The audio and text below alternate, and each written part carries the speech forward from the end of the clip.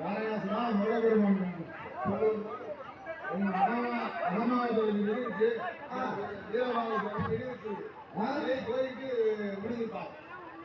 சதுர்முக படைத்த பிரம்மதேவனுக்கும்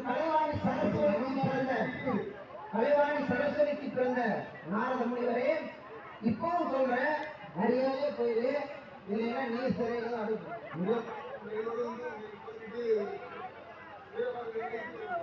வீரபாகா, நீ சொல்வதை போல் நான் செய்கிறேன். என்ன செய்கிறேன் என்று பார்க்கிறாயா?